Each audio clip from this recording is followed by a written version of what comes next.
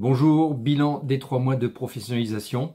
Pourquoi 3 mois? Parce que c'était une période clé, parce que je savais d'ores et déjà, lorsque j'ai commencé à me professionnaliser, à être vraiment professionnel artiste, je savais qu'au bout de 3 mois, j'allais reprendre comment dire, ce que je faisais un peu à présent, ce qui m'a permis de progresser.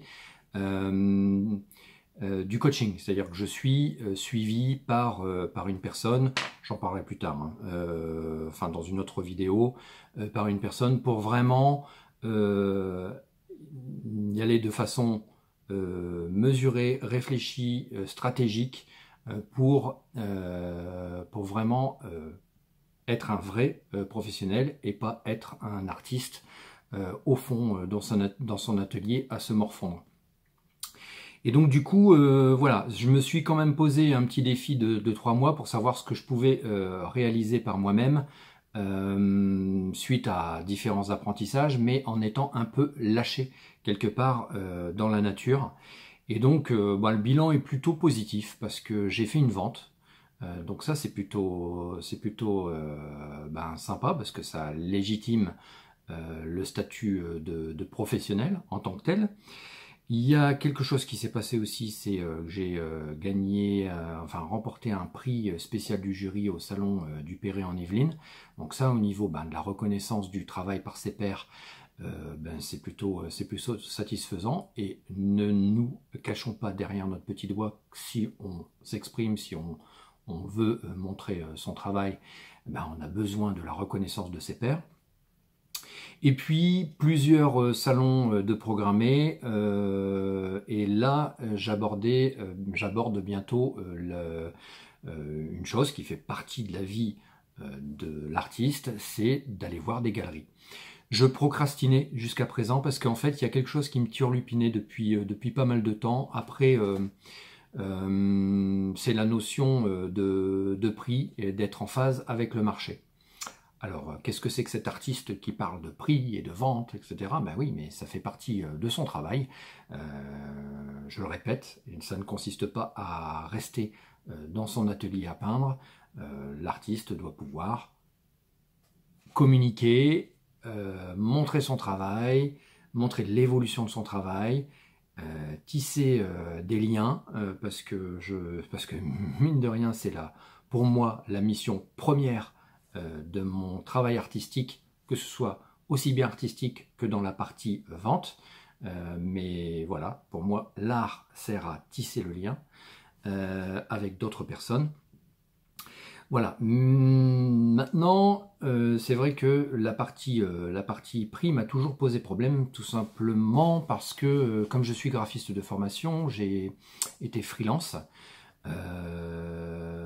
Et en fait, au début, ne connaissant pas le marché de l'art, je m'étais dit, je vais me faire mes prix en fonction du temps que j'y passe, parce que c'est comme ça que ça se passe avec les clients quand on est graphiste. On s'entend même possiblement sur un forfait, mais du coup, la notion de temps donne une valeur. Sauf que pour l'art plastique, c'est pas vraiment comme ça que ça se passe. Alors du coup, après avoir pas mal tergiversé, j'avais positionné mes prix qui s'entendaient bien au tout début de l'activité, mais quand même au fur et à mesure des échanges, notamment avec des professionnels de l'art, je sentais bien quand même le gros décalage.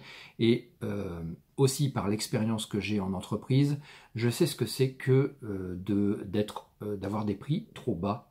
D'une part, on n'est pas pris au sérieux. D'autre part, c'est pas forcément super bien vu pour les professionnels de l'art, parce qu'on a tendance à dire qu'on casse le marché. Donc tout ça, je peux l'entendre, je peux le comprendre, et c'est important aussi que je puisse produire des choses qui me fassent vivre, parce que le but c'est pas de vendre au rabais pour toujours courir après la petite vente. Je n'ai rien contre, par exemple, le low cost ou avoir des prix bas, mais il faut avoir sa production et toutes ses habitudes en fonction de ça. C'est-à-dire ça s'entend pleinement si la stratégie de vie, les objectifs qu'on a sont en adéquation avec ces tarifs-là. Et donc, voilà, j'ai fait quelque chose qu'on fait normalement dans le monde de l'entreprise. Et donc ce que devraient faire tous les artistes, à mon sens, c'est grâce à cet accompagnement, ça m'a aidé à dire, ben oui, mais regarde ton marché, regarde ce qui se pratique, regarde comment ça se passe. Et oui, ben ça paraît tellement sous le sens que j'avais oublié, et là je me suis dit, ben oui, voilà, il faut que je le fasse. Et quelle a été ma surprise quand je me suis aperçu quand même que j'étais vraiment extrêmement, extrêmement bas. Donc ça n'était pas viable économiquement, et puis en même temps, globalement, pour être pris au sérieux, et pour être au niveau du marché, et pour pouvoir en vivre, eh ben, j'ai intérêt à drastiquement augmenter mes prix. Donc, peut-être que certains vont être surpris, peut-être qu'on va me dire ça y est, t'es devenu fou, peut-être que d'autres vont trouver ça normal, enfin, peu importe. Je suis libre, et donc, du coup, je mène ma barque comme je l'entends, et j'ai décidé de me mettre au niveau du marché. Donc, je vais le faire d'ici une semaine, à peu près, hein, le temps de préparer tout ça. Sachant que des personnes me suivent de façon beaucoup plus étroite à travers mon contact privé. Je vais mettre le lien en dessous de cette vidéo ou au-dessus si on est sur Facebook ou Instagram. Et pour ces personnes-là, parce qu'elles m'ont suivi de façon plus étroite, je vais bien sûr offrir un délai supplémentaire. C'est-à-dire que seront affichés les tarifs du marché, mais pour les contacts privés, ils auront une semaine supplémentaire s'il y avait une petite œuvre qui leur plaisait. Donc voilà. Bilan des 3 mois, il reste encore beaucoup de choses à faire. La partie positionnement prix fait partie de la vie d'une activité professionnelle, mais il y a bien d'autres choses et je dois encore beaucoup travailler et aussi beaucoup produire, beaucoup peindre. J'ai hâte, j'ai pas encore démarré la prochaine série, mais ça commence à fourmiller. Voilà, ça n'est pas tout de suite, parce que comme je l'avais déjà évoqué, il y avait aussi le permis de construire pour l'atelier à faire. Là, il va être bientôt déposé, et donc bientôt les pinceaux. Voilà, merci de m'avoir suivi jusqu'au bout. Si cette vidéo t'a plu, ou si tu es curieux de savoir ce qu'il va y avoir par la suite, les créations futures, et puis l'activité professionnelle, je t'invite à t'abonner sur YouTube.